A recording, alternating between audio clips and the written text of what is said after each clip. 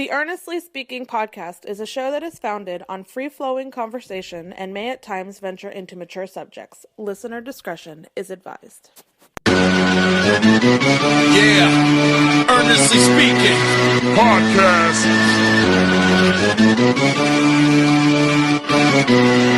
Let's get it. I'm a giant in New York, in Miami carry heat. So much more in store, my product can flood the street. Opinion Nation Godfather, CEO. Puff in the late 90s, gon' see me blow. Oh, got my hustle on, no imitation of that. Army of untouchables, Opinion Nation staff. Never an off season, homie, check the numbers. Heart throb in my own right, supplying southern comfort. Earnestly speaking, my ego is well fed. Earnestly speaking, you're too feeble and no threat. See, I'm like a hurricane, you're a mild breeze. Earnestly speaking, leaving Eli a dynasty. Earnestly Speaking podcast coming to you November 16th, 2023. We are exactly 1 week away from Thanksgiving, my favorite holiday of the year. I swear, this holiday season snuck up on me like nothing. Like, it's crazy. We're literally a week away from Thanksgiving. And I've said before on this show that, and especially after COVID, that I've now considered the entire holiday season to begin pretty much the day after Halloween. I said that because of the amount of, just the depressive state we were in at the time during COVID, during the pandemic, the height of it anyway. That if people want to start putting up the trees early, go right ahead. And I was someone who was against that. Nah, let's wait till after Thanksgiving. Let Thanksgiving have its time. Let's have Halloween have its time. Let's have Hanukkah have its time, and Christmas have its time. Nah, I'm bunching all of it. I'm bunching all of it up now. I've come a long way, and in fact, now I'm seeing more trees up. I'm seeing more trees up from friends of mine on my timelines, on my social media timelines. This early, and weeks ago, not even just like this week. It's like November, like the first week, like days after Halloween, with the trees up already. And guess what, guys? I'm okay with it. I am more than okay with it. Believe me, I am. So, yeah, we're at that time of year, family and all this other stuff. Like, the only thing right now I'm really depressed about, honestly, and I already mentioned this on the show a couple episodes back. My brother's having his wedding in a few weeks up in Curacao, the gorgeous island of Curacao, and unfortunately I cannot attend due to other things here, other constraints here, and challenges here, financial mostly. That as I mentioned, the bulging disc in my neck, I got back early in the year. That was a blessing because it got me to go to a doctor that to check out other health issues and stuff, and that's where I found out I was type 2 diabetic. So that's the only thing I'm really depressed about. Really, at this point is not be able to be there for my brother. I mean, he did get married last year, really, but they're doing the official big ceremony here with family. I was there last year when he had the private wedding, but still, I like to go to both. Honestly, but yeah. Other than that, man, I mean, look, it is what it is, man. Life happens. You just have to deal with the challenges any way you can. But before we get to today's show, I got a lot of things to touch on today, especially. Apologies are in order because number one, you may notice already on this feed, it's Thursday, and typically I have an episode, our weekly episode of EJ versus Degenerate that comes out every Wednesday night / Thursday morning, depending on what time you record it. Well, unfortunately, we're not going to be able to do one this week because Zach, our good friend here at the show and the first ever guest on this podcast from 12 years ago, schedule conflict. Yeah, he had to work. He got called to work last minute. Last night, we were going to try to do a late recording, past close to midnight, but then he was still stuck at work at that time, and this wasn't feasible at that point to do a recording. And with my schedule now, he works all day, and then, I don't have time tonight to do one as well, too. I got family things to take care of here at home. So we just go ahead and said, you know what, we're going to call this week a wash. However, what I did do last night, though, as a result of that, And you guys know I have other podcast feeds other than this one. This is the main feed, of course. But I have you can check out, especially on the notes tab on this show, on this episode especially too. I have the wrestling retrospective podcast I do. What I do every few weeks. But I also have a podcast, and you guys know for a long time, but I have the Earnest Speaking Unfiltered podcast, which is more topic-centric. And I've been doing a lot more of those as of late, too, especially even do more videos with it as a result. And actually, to be honest with you, the goal of that show is going to be more of a YouTube presence, basically just doing more video presentations on that. So last night, as a result of us not being able to do the picks, I decided to do an episode last night on that feed, both on video and audio. So on our YouTube page, of course, guys, at youtube.com/@ErnestChristian. I did my own best bets for Week 11 in the NFL. There's about a 20-minute video on there. You can check it out, of course, on there. But it's also a podcast feed as well too. Separate podcast feed, or Speaking Unfiltered podcast. So I did my picks on my best bets for each game. Just me alone though. I was hoping to get Zach's picks in also too, but because everything was so last minute and he was so busy, I was going to ask him, "Well, give me your picks of the week. What do you think is the best bets?" But we weren't able to do that, unfortunately, and time was small. So that's that. So basically this week's my best bets this week, if you want to check it out, it's on that feed this week. Anyway, so now we're about 6 minutes into the show. Got a lot to talk about today, but I want to go a little personal first. The name of this episode today is I officially lost my kid to hip hop, because it's a little personal here too.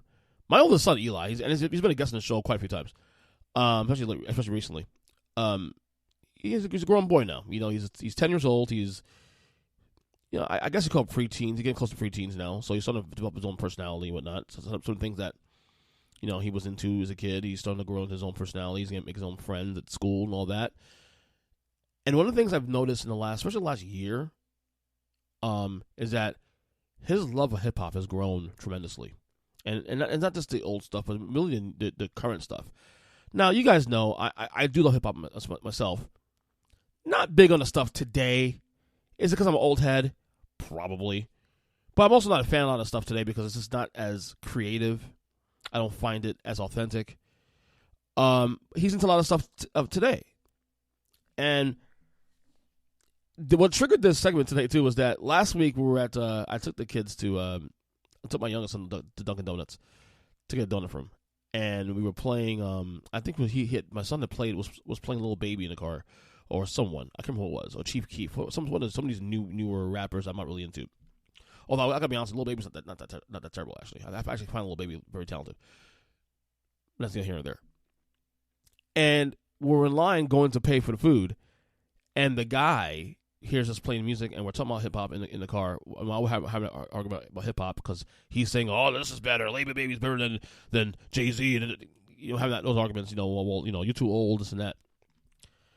And I was telling him too, about the only guys that I like in hip hop today that I appreciate is guys like Kendrick Lamar, guys like J. Cole. That's what it was.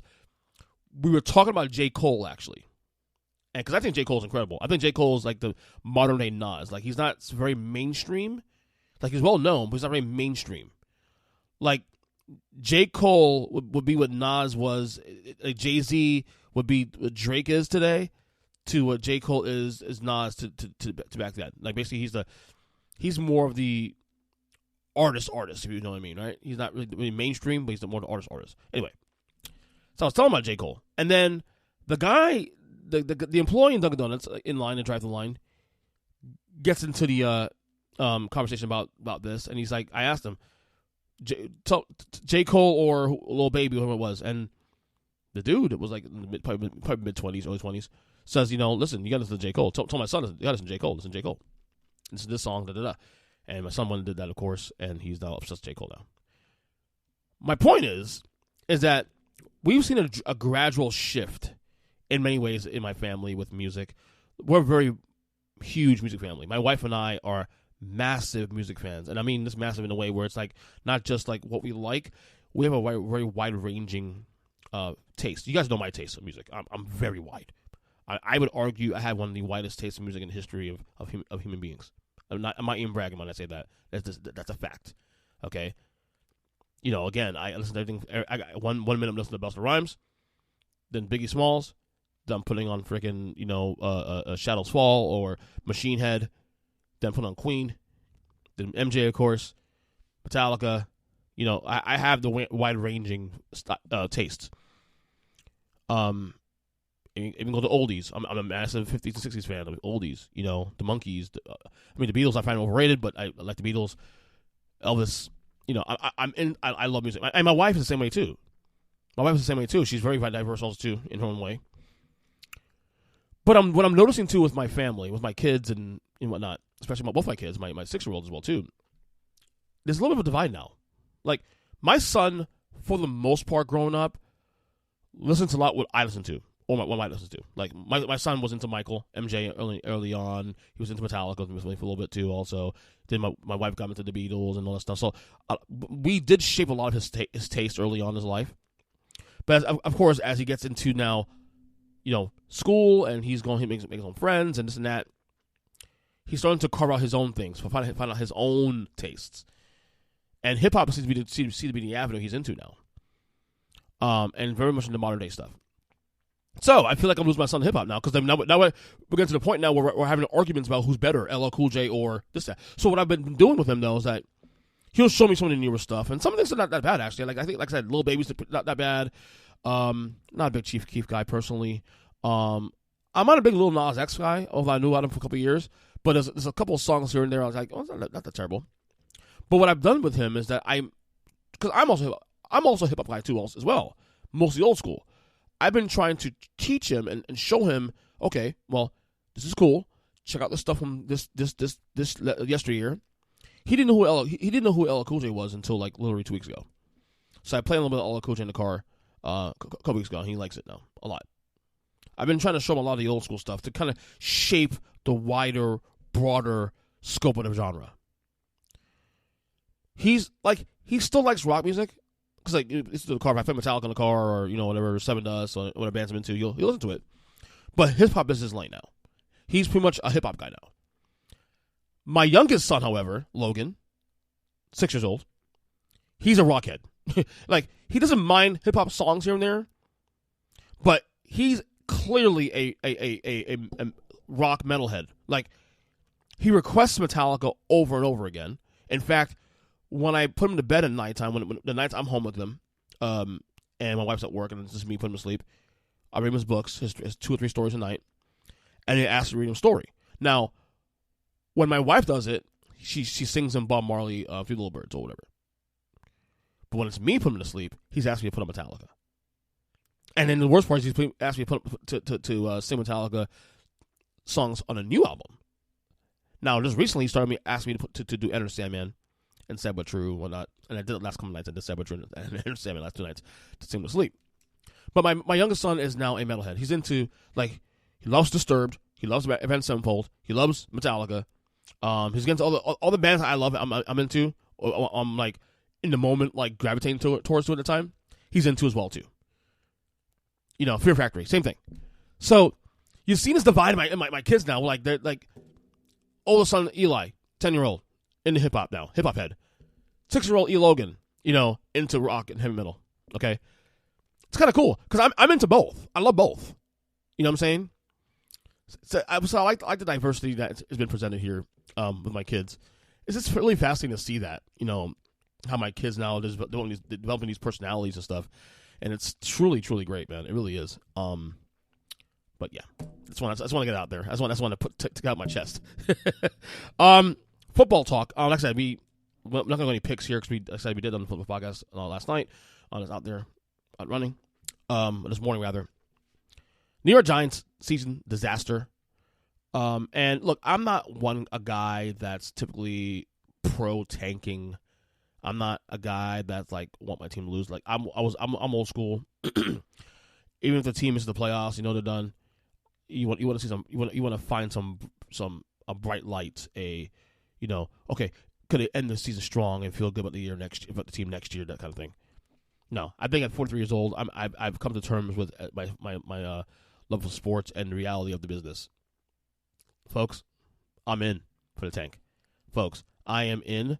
I am done with Daniel Jones. I am done with this team. If they can trade Saquon Barkley for parts, I'm okay with that too. I mentioned already. They should have done that weeks ago. That's my opinion. I'm in for the tank. I want Caleb Williams. I want Caleb Williams now. And right now the Giants' position right now, currently draft position right now going into week 11 is they are now the number 2 pick in the draft right now. Carolina, of course, has 1 win. Giants have 2, so we need Carolina to start winning some games on the back end. Which who knows? Anything's possible. The Giants are really, really bad, and I don't think it's. I think honestly, looking at the schedule, I think it's very possible that they can lose out the rest of the year. Like, I don't think the funny thing about the Giants now being at 2-8, they're 2-8, and their schedule doesn't get any easier. You know, and it's weird because, like, you know, they don't have Jones out for the year, obviously, and you know, you have now Tyrod Taylor been out for a couple of weeks because of the bruise, the fractured rib again. You know, they have this third stringer. I call him Danny DeVito. Okay, it's Tommy DeVito. He's the quarterback now for the foreseeable future now. He's not that good either. Look at the schedule here. They play Commanders on the road this week, Patriots at home in 2 weeks, which is going to be obviously the Tank Bowl between both those teams. The Packers at home, Saints on the road, which they almost never win in New Orleans, Philly on the road, Rams at home, and Eagles at home. I even with the Packers being on about 500, Saints being at 500, Patriots being 2-8, also Commanders under 500, Rams under 500. I don't think there's a game on the schedule where there'll be a favorite. I think at the very least, the Pats game might be a pick 'em. I think the Pats, as bad as they are, the Pats are still better than the Giants right now. Okay, I would say Mac Jones over Tommy DeVito any day of the week. This is a bad Giants team. This is a horrible Giants team. So I don't see this team. Look, honestly, I can see at the most 2 wins the rest of the year. Given how this team's played this year, I can see the most 2 wins this year. But at this point, I don't want them to win any one of the games. I want to tank. I want to fall apart. You know, and if look, there's a report came out yesterday that, you know, Daniel Jones is going to be in the roster next year. Well, of course they are, because they already paid him the money. They got to keep him for these 2 years. They won't be able to get rid of him without any restrictions until after next year. And even then, you still draft the quarterback next year. Because you know what? Daniel Jones is not the future of this team. It's clear. It's clear. He's not getting any better. Okay? And he's injury prone now. On top of that, he's injury prone now. Okay? You made a mistake there. Look, I defended the contract because at the time, especially playoff win, you know, had a solid last year with a leash on. You're hoping Brandon Dayball can keep that thing, you know, tight. But the reality is, he's just not that good. He's not that good. And I defended the contract for one reason, because we knew that within the language of the deal, 4 years, 180 or 160. But we knew it was really a 2-year, $80 million contract. So in hindsight, it really was kind of like a backward franchise. Okay? If he's not good in 2 years, you get rid of him. At this point now, you eat the cost from a year, you draft the quarterback. I don't hear any more bullshit about the front office sitting there saying, well, we already paid this guy, so we can't afford to draft a quarterback. We got $4 million committed to him this year. No, fuck that. Fuck that. Eat the cost, draft the quarterback on the rookie year. Next year, you cut him. Or try to trade him in the meantime also. That's simple. This team is terrible, going nowhere fast. Okay? Trade Saquon if you need to. Doesn't matter. Do a real rebuild. And also, to note, are we sure that Dayball and Joe Shane wanted Daniel Jones back this year? Like, I don't know if there's any rumors out there about this, but it wouldn't shock me if Brian Dayball was not necessarily a fan of Daniel Jones, but he was overridden by the front office or by the ownership of Mara and Tisch in New York to hold on to Jones because he's their type of guy, their type of quarterback. Because they have a type of quarterback they like. Eli Manning and Daniel Jones, personality-wise, have the same kind of personality. And I feel like it feels like they wanted Jones here because he's the type of quarterback that they want representing their team. Which, if that's the case, I'm not saying that I know this is true or not, but it wouldn't surprise me. But he's not. He's not the future. He is done. Got this roster. I mean, at this point, you trade Saquon. You do so too as well. But yeah, lose every game. I am in like Flynn for the tank with Tommy DeVito quarterback or Danny DeVito quarterback, whatever his fucking name is. Doesn't matter. Anyway, what else on the docket here? So this is a story I missed last week. So last week the Heat Lakers played last week Monday. And there's a lot of talk because LeBron James came down here. The Lakers came down here. The Heat won that game, which is great. They haven't lost a game since then. They've won every game since, Lakers all the way through 6-game winning streak. Thank God. But there was a lot of talk because LeBron was talking to the press during his visit here to Miami. And they were discussing his years in Miami and how he feels about his years in Miami and whatnot. And whether or not Miami was the reason why he became who he is. And LeBron, from the quotes here, seems a little testy here, defending himself. I'm reading a quote here what he said about his thoughts on his years in Miami. He goes, quote, I didn't need to learn that here. I didn't learn anything about that. I've always taken care of my body. I've been stretching and icing and taking care of my body since I was an 8th grader. I think I would still be playing at this level no matter what. And I think I would still be playing at this level no matter if I would have come here or not. LeBron added this. Let's not get it twisted. The 4 years I was here were amazing, and I love everything about it. I love this franchise. This franchise is top tier. It's one of the best franchises in the world. But as far as my career was going to be my career as far as individually because I know how much I put into the game and I know how much I strive to be as great as I can be. But as far as what I was able to learn here, it's second to none. That's for sure. I don't think that's that bad, actually. I think both things be right. LeBron will still be the great player he is here, great player he is now, but also needed the Miami in the structure to take with him.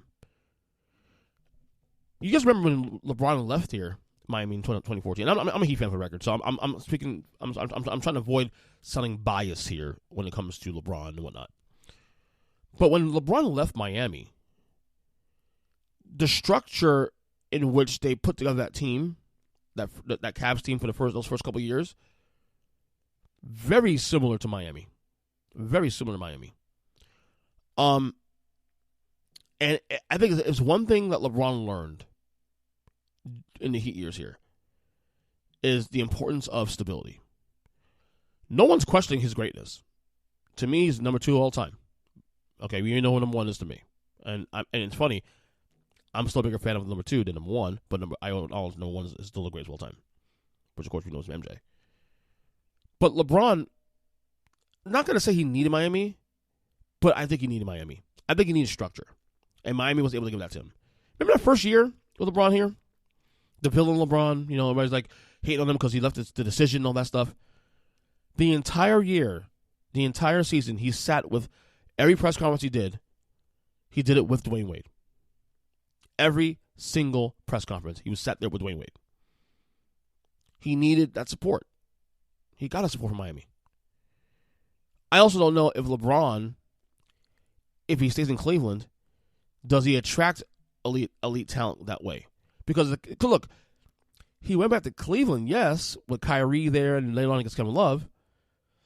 But Cleveland would have been in a position to be as bad as they were in those 4 years in Miami if LeBron left, if LeBron stayed in Cleveland. Look, I think he would have still won a title or two with the Cavs no matter what. But I think the structure in Miami, the Pat Riley structure, and that is why he butted heads with Pat Riley, because he wasn't used to that kind of having that figurehead that he had to, acquiesce to. Eric Spoelstra emboldened by that. Dwayne Wade, his brother, and having that support. I think there's something to be said that LeBron wouldn't be the same guy today without those Miami years. I think those Heat years taught him a lot about structure, about the importance of having, a solid foundation of coaches and front office guys and how to build a team, because clearly they weren't doing that in the first 7 years in Cleveland. Because he took that model with him to Cleveland again for the next 4 years. Okay, the Lakers, to some extent, Lakers have stability to some degree, even though they've had their issues last 10, 15 years with management, with ownership, with the Buss family. And that's well documented, of course, on various documentaries, of course, out there. By themselves, of course, by what they've admitted themselves. So, in a lot of ways, LeBron absolutely needed Miami. Okay, he needed Miami. But also, to be fair to LeBron James, too, Miami needed him, too, also as well. Like, he helped solidify the Miami Heat as a top-tier franchise in sports. The Heat culture thing. Okay? The Heat don't win 2 more titles with just Dwayne Wade and Chris Bosh. I hate to break it to you guys. I don't think they win 2 titles with Dwayne Wade and Chris Bosh. Especially even with Dwayne Wade's health would become, the years after LeBron got here. So, let's not get twisted. Both be right here. LeBron need Miami, yes. But Miami need LeBron too. And they benefited from it since, of course. So let's not get twisted. All right? So, there we go. All right. And my phone resets here. Let's see. Sorry about that. I'm a little pausing here. I apologize. It's a little slow. Well, I don't know what's going on here with this thing. NBA talk here. Draymond Green suspended 5 games for that melee in that game on Tuesday night against the Timberwolves. I'm here. It's funny. I'm here recording a whole podcast with my boys Kyle and Jim Tuesday night. But I'm also, you guys know myself here when I record podcasts, mainly not necessarily this show, but I'll have my iPad next to me. If I'm recording at nighttime and his leap pass on, NBA games around, I have it on in the background next to me. I had that game on ready to go. Not even a full 2 minutes into the game, we had that squabble. Yeah, well, a minute and 30 seconds into the game where that whole thing happened. I mean, I guess Jaden McDaniels and Klay Thompson got into it, and then McDaniels, I guess, started pulling on Klay Thompson's neck, which prompted Rudy Gobert pulled away Klay Thompson by the neck, which then prompted Draymond Green to go to Rudy Gobert and pull his neck and not let go for what 5 seconds? What one was? Draymond Green suspended 5 games. Look, they got it right here. Look, I thought they were going to give him 10, honestly, because of past behavior and all that stuff. 5 is fine. 5 is fine. But I do like the fact that Draymond went after the dude, Gobert, especially because of, defending his teammate. But some of the commentary here is some of the commentary on this whole incident is funny. For instance, Patrick Beverley in his podcast discussed his thoughts on the incident. Here it is to say real quick on this podcast. Dude, I seen Draymond choke the shit out of a motherfucker today. Cat bogus as hell. What? No. Cat's bogus? Yeah, he bogus, man. Cat bogus, man. Straight up. And Ant was back there, too. And Draymond knew, too. Don't nobody like Rudy anyway. That was a perfect moment to do it. Like, fuck it. Let me choke Rudy ass. And he did not let go. No, a person choke you like that, don't let go. That shit was built up. But then I see Cat make a mean mug face like, brr, but then you ain't doing shit. Choke Draymond back. So now, if I'm Draymond, I choke they center, and they homies didn't do nothing. If we pay y'all in the payoff, nah, Cat, I ain't worried about you. You didn't even help your homie. So how can he rectify this? Can't. So what? And you can't even, try to get your get back. So what? Whole world I'm saying. Thanks, Cat. He in the game. Oh, he's still playing? He didn't do shit. Fuck it, why would he get booed? He didn't do shit. Cat, nah, fuck that. I taught you better than that. He's bringing up Cat. Like, Cat is Karl Anthony Towns, the teammate of McDaniels and, of course, Rudy Gobert. He's bringing him up because of the fact that he's seen on video is, mean mugging, but not really getting involved in the melee. And Pat Bev is calling him out. And the reason why this is important that Pat Bev called him out is this. Pat Bev, just 2 years ago, was a member of the T-Wolves. Okay? Which means he was teammates with Cat. A teammate with, Rudy Gobert came after the trade. So, his words are powerful because of the fact that he played with Karl Anthony Towns. And he's calling him out because basically calling him soft. And not being there for his teammates. And basically not getting involved in the melee. And look, I've been saying on the record, I'm not a big Carl Towns fan anyway, to begin with, honestly. And for the record, I think he'll be gone from that team within the next year or so, because I think it's quite clear, and this year already too, especially is making that point come home. Bringing that point home rather. Wrong term for the record. That's Anthony Edwards' team now. That's no longer Cat's team. Now, granted, Minnesota's off to a really good start this year, so maybe things can normalize there. We'll see. But again, we're only 10 games into the season, so let's cool the horses to a little bit and see if they can sustain this. But I thought they got it right there. Draymond, look, people hate Draymond Green, and I get it. I totally get it. I'm sorry, I love Draymond Green. I love him. I think he's great for the NBA. I think what he does is great for the NBA. And I hate one thing else. All the hypocrisy with people, with fans. Oh, I miss the old NBA. I miss the old when you're able to, have fights and be more physical and all that shit. And then they bitch when Draymond does shit like this. Oh, well, Draymond's a bad guy. Aren't you the same idiot that's sitting there saying you want old NBA? This is glimpse of the old NBA, buddy. You can't have it both ways, man. You can't say you don't like the guy, but then say you want the old school back. Draymond Draymond Green is the definition of old school basketball. I have a boy, Matt Milias, on the podcast, the last episode, this yesterday. He made a great point. He said Draymond Green would fit perfectly with the Bad Boy Pistons. And go figure, because he actually went to Michigan State, so technically it will work out. Yeah. Pat Bev is he's right there too, like calling out Cat for not being involved in that thing. But also, Draymond, he's good for the NBA. I'm sorry, I know people want to think I'm crazy now, but no, I love Draymond. Anyway, a couple things before I get you out of here. I'm kind of mad right now. One of my favorite shows is going away. And I think it's gone away. I think they had the last episode, last week. Showtime's The Circus. Now, if you don't know what The Circus is, The Circus is a documentary-styled weekly show involving politics. They took the show started out with John Heilman, Mark Halperin, Mark McMinnon, and a couple other pieces of people that came on the show here so often. They replaced Mark after season 1. I think they had what's her face and I forgot her name. The chick on MSNBC now, I forgot her name. But anyway, the show's going away now, and I'm pissed off for one reason. Well, I'm pissed it's going away. First off, it sucks, and it's after 7 seasons, which is amazing. They followed. This show got huge in 2016 because it was the perfect timing of the show during the start of the Trump era.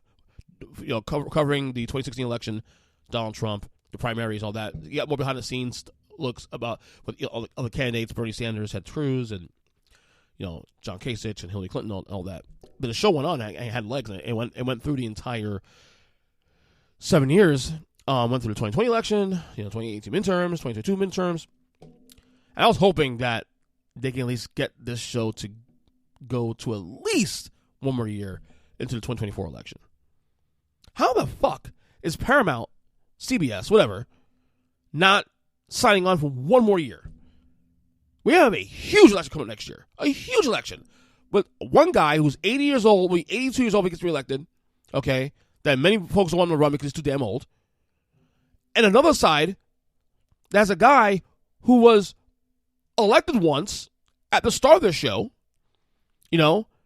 lost an election during the show when it was on, and running again for re-election while being charged with 91 counts across 4 charges in Donald Trump. And you decide to end the show now? What are you thinking?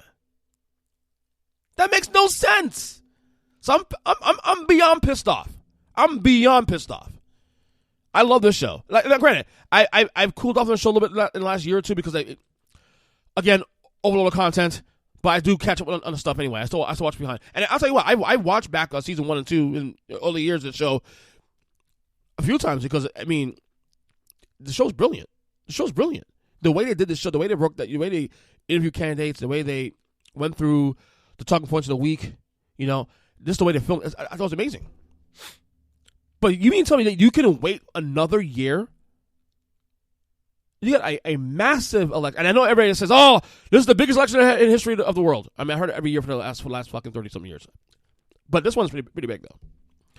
But you can wait another year, sign on one more year, season 8, to go to the 2024 election, and then sign off. That is beyond stupidity. Beyond stupidity. So I'm pissed about. I'm really, really pissed about that. To be honest, when I saw that, my boy Mark Francois sent me the text saying it shows over. I'm like, what the fuck? Are you kidding me? Man, I'm so mad. Here's someone who made me mad actually recently too. Also, legendary Lauryn Hill. 1/3 of the Fugees. Lauryn Hill recorded one of the greatest albums in the history of my lifetime. The Miseducation of Lauryn Hill. I would argue the biggest album of the 90s. And it's funny. It's pretty much the only album she really did. I think. I think she did one like unplugged album. I think a couple years later, but that's about it. But she's back touring again. My sister actually saw her in Connecticut a couple weeks ago, and she showed up to the show. And I say that show up to the show because she has a tendency to be just like Axl Rose of Guns N' Roses, where like she'll show up to the show, but she's always late. Always late. And that's been a thing for years. For decades, really. But Lauryn Hill. Not shows on time. So apparently, during her I think it was LA, one of the shows last week, she addressed her tardiness on stage. And lots of nonsensical dribble she had here to say. This is the sound may be a little off here because this is a amateur recording. But here's what Lauryn Hill had to say about her tardiness for shows and addressing it. Say, hey, yeah, she's late. She's late a lot. Yo, y'all lucky I make it on this blood rise stage every night. But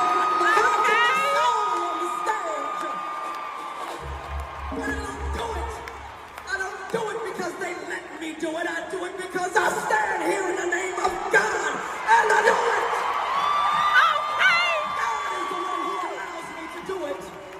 Who surrounded me with family and community when there was no support, when the album sold so many records, and no one showed up and said, hey, would you like to make another one? So I went around the world and I played the same album over and over and over.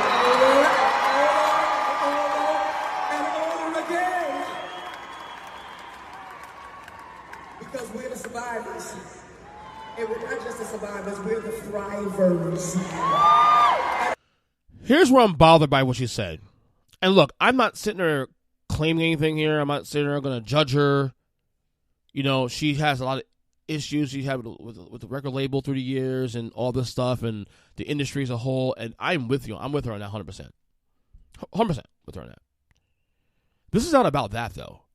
This is about being aware of your customer base. You see, people pay money to see you live. Okay? You know, you're sitting there saying that, oh, I'm here because of God. Cause God. Look, and we love the Almighty God, of course. Okay? You're also here because you're trying to make money as well, too. Let's be clear about that. You're touring here because I'm not saying you need the money, but you do make money when you're touring. And the way you make money is through customers like myself or like my sister when I see you up in Connecticut. So the least you can do is show up on time to your shows. That has nothing to do with the industry, people, critics. That's a respect for us as fans who are paying a lot of money. And by the way, I don't even know, inflation is kind of still a thing. You know, costs is kind of high. You know, Ticketmaster, tickets for concerts, I'll get to that in a second, are kind of expensive these days. These fucking fees ain't going away. I just bought tickets for a concert that I'm going to be a concert I'm going to be going to in February. And I had to pay $20 in fees for that show, on top of the $40 that I paid. I mean, have a little more self-awareness, Lauren. That's all I'm saying. have a little more self-awareness. Your customers pay top dollar to see you, support you, to put money in your pocket. Okay? The least you can do is to be on time for your shows, let alone perform on the shows. I'm just saying. Anyway, before I get out of here, concerts, staying on that topic. Next year is going to be a pretty big year of concerts. I do got one dilemma, though. So my wife and I are big fans of the band Seven Dust, and they're coming here February 3rd. Okay? Here's the dilemma. We just found out 3 days ago that one of my favorite bands, Pantera, minus Dimebag and Vinny, of course, because they passed away. God rest their souls. Touring with Lamb of God, who Lamb of God, to me, after Metallica, my favorite live band of all time. They're coming down here as well, too, to Fort Lauderdale as well. Both shows in Fort Lauderdale. The problem is, both shows at the same night. Now, I've seen Seven Dust about like 8, 9, 10 times around there. I see Lamb of God also the same amount of times. My wife, Lauren, doesn't care for Lamb of God or Pantera. But she understands that I've never seen Pantera before, and I'm dying to see them, and it's my only chance to see them live. So we're trying to decide whether or not I'll go to one show or the other, because the both shows are going on at the same time, the same night in the same city. So I can't do both. So that's one thing. I mentioned earlier about I bought a ticket to a concert. I'm going to be seeing Machine Head with Fear Factory, one of my other favorite bands of all time, top 5 bands of all time. Of course, with the new singer, Milo Silvestri, what his name is. I'm looking forward to seeing Alanis Morissette this year. She's coming down to West Palm Beach in June. I know my wife and I are planning to go see that show. My sister probably and some other friends. Here's the one's going to shock you guys. Hootie and the Blowfish is coming down here also next year as well, too. Kind of want to see that. Kind of a big Darius Rucker fan.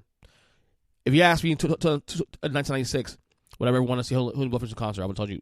I would have told you, get the fuck out of here. No way in hell. Nah, I'll go see him in concert. Darius Rucker's a fantastic vocalist. So, and there's a lot more shows coming out too that they're announcing as well too. That I'm going to be checking out hopefully, in 2024. So looking forward to next year concerts. I love going to concerts. You have no idea. My biggest passion, going to shows. And that's where we're ended here. Dated November 16, 2023. On X, Twitter at EJ7. Of course, guys, YouTube page please also at Earnest Christian. YouTube.com/@Earnest Christian. Where actually, here's my goal. I would like to get to 500 subscribers by the end of this year. Can we do it, guys? Please. Put my heart. But then, other than that, we will talk soon. Check out the Unfolded Podcast called as well, too. And other than that, we'll talk to you guys later. God bless y'all, and see ya.